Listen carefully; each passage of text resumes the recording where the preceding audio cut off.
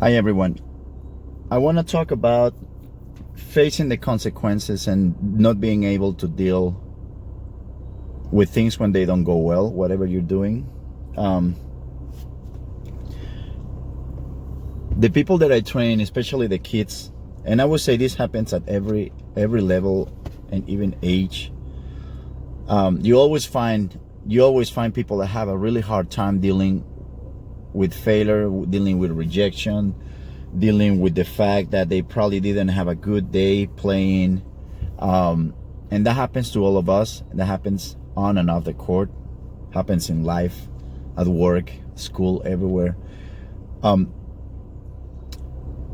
One of the things that helped me at a very early age, I was always what they call, let's say, a power player, which means, I will play aggressive, hit the ball hard, knowing that it was a high risk. I mean, there is a pretty high risk of missing, but for some reason I just kept doing it, and it's weird because growing up, I wonder, say, you know what? After I stopped competing, and then I will go and all of a sudden play a couple of tournaments late in my 30s, early in my 40s, and then I was another person. I just didn't find it. I just couldn't hit the ball freely, and I was like, how is that possible? Why is that happening to me when I grew up being the kind of guy that first thing I knew my best game is aggressive game. I knew that I was not the kind of player that will be pushing the ball. I was not the kind of player that could really do my best. I just didn't know how to play safe. I mean, it's not good when you go completely the opposite way and you play too risky, because you end up, it can really get to you when you lose 1, 2, 3, 4 times against people that that they're not better than you, but you just you go all guns blazing and you're beating yourself. So there's got to be some kind of balance. But I'd say I found my balance in the aggressive kind of playing tennis. So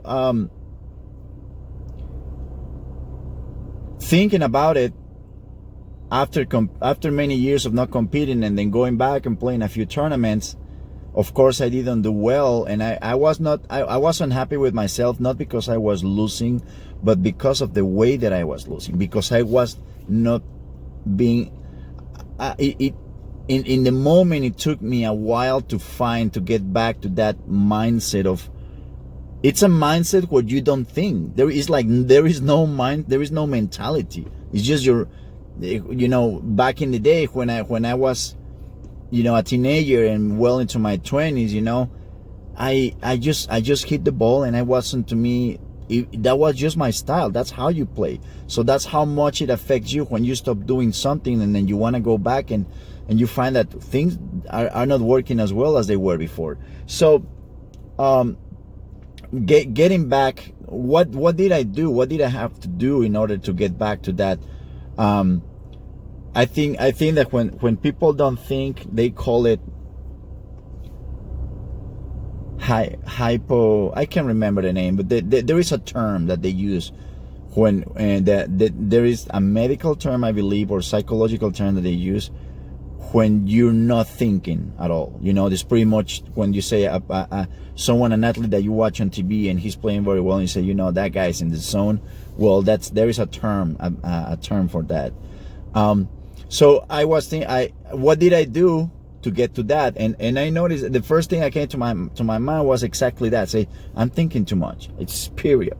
When you overthink, when you're thinking too much, you let your emotions get to you. And I remember I had to start to close my eyes and go back to the time when I was competing. And trying to analyze, okay, what was I doing? What would I do between points? What would I do during the point? What would I do right after I made a shot, between making one shot and the next one?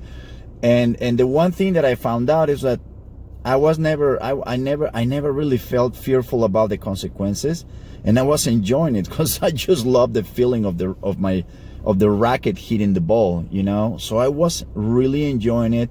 I didn't like to lose, but I guess part of enjoying that is that I knew, on probably in a subconscious or unconscious level, I knew that I was being myself, that was my style, that if I win or lose, I was gonna go down, or I was gonna win, being playing the kind of game that I liked.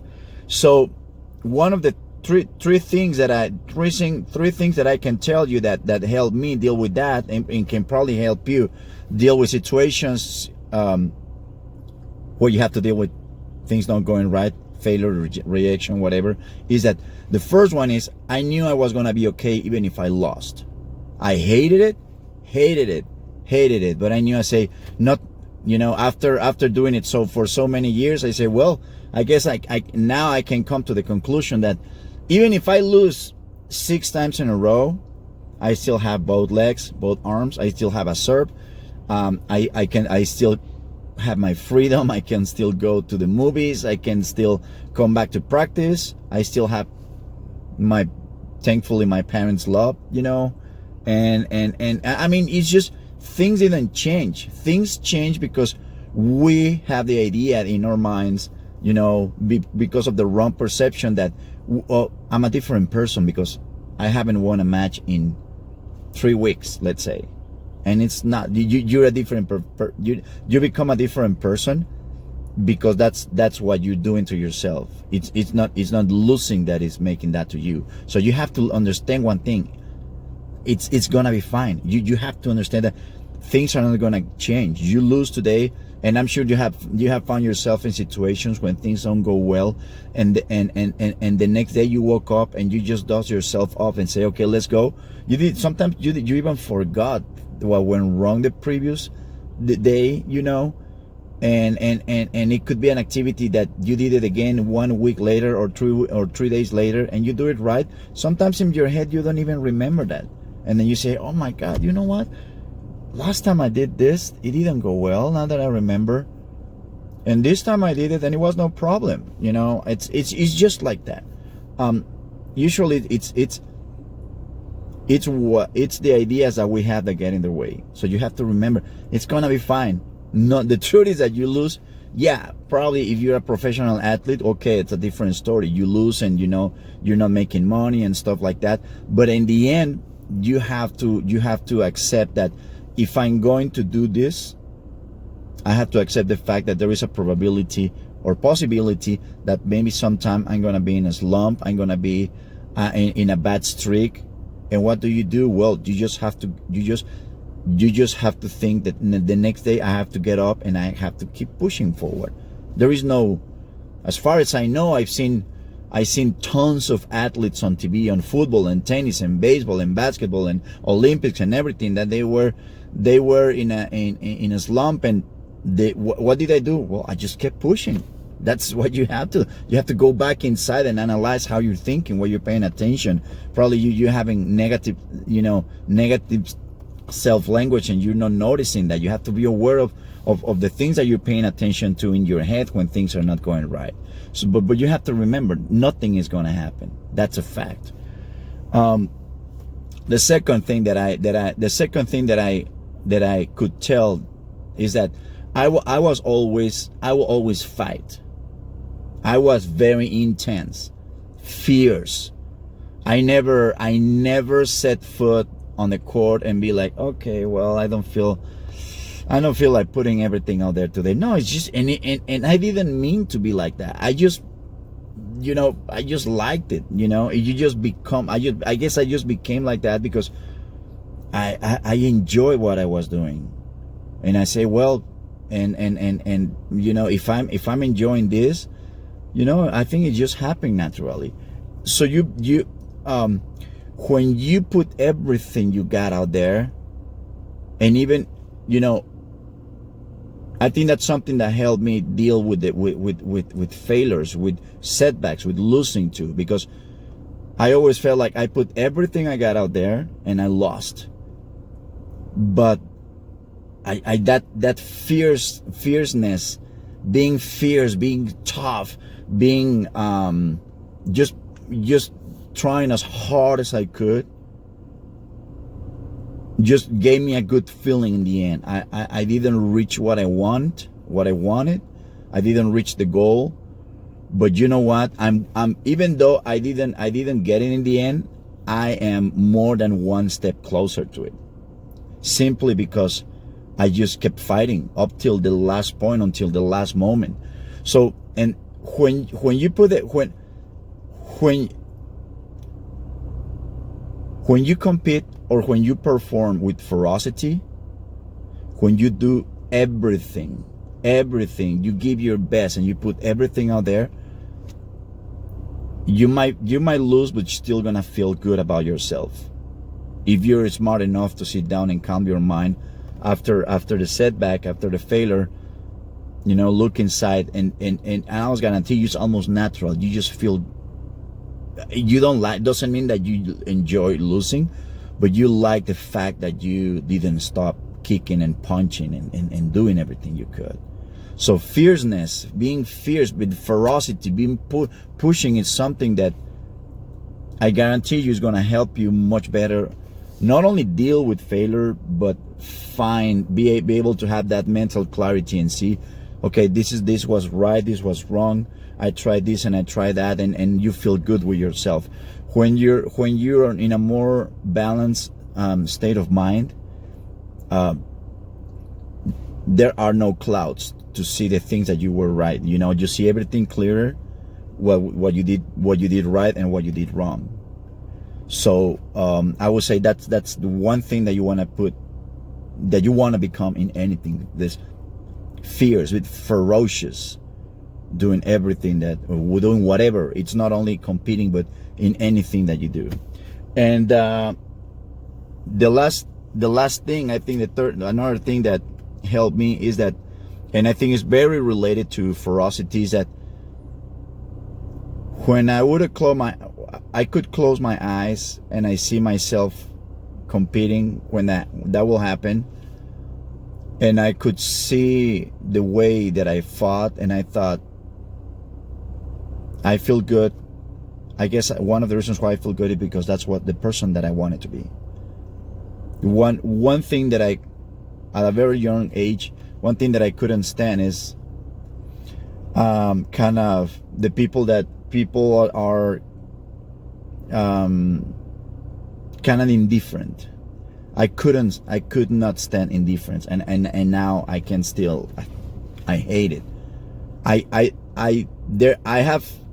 have rejected, or I have finished, teaching people because of the indifference, because of the way they train, because they didn't put everything out there, because they didn't know, oh, well, how come you're not moving? I don't like running. Well, if you're not running, what are you doing playing tennis? Go play golf or swimming or whatever, something else. But if you're gonna do this kind of sport, you better get used to it. And when I see kids training, or adults, or anybody, and I don't see that they really put themselves out there and trying to do the best, it just boils my blood. I don't like it. I can't stand it. And I truly believe that's the number one reason why we haven't had another Sampras or another Agassi, because I truly believe in my point of view, American kids, a lot of them are truly spoiled, because everything is so easy. Kids around the world, in Latin America and Europe and South America, they see athletes, at least in tennis, coming from all over the place, because those kids have one thing that kids in America don't have. There are two things that the kids have, but Americans only have one. The first one is the want to become a pro, and the American kids, they all have it. The second one that a lot of Americans and kids all over the world have it, because it's need. They need to become someone, because that's their way out of their country. That's their way to get a better life. And American kids don't have that. And that's why I think you have to look at it. Ferocity and putting out there, doing the best you can, is about the person I want to become that person. I want to be that person. I want to be the person that even 10 years from now or 20 years from now, when someone reminds me, hey, remember I beat you at this tournament, or you lost at that tournament against this guy or whatever, I can look back and say, I probably don't even remember that loss, or I barely do, but I'm fine with myself because I did everything I could to win. Nobody will ever come and say, you know what, you didn't care about it. You just kind of like went out there and didn't put your best. So that's the third thing. You have to want to become that person. Simply, it's just the person that you want to be. All right. Okay, guys. Well, I hope it helps. And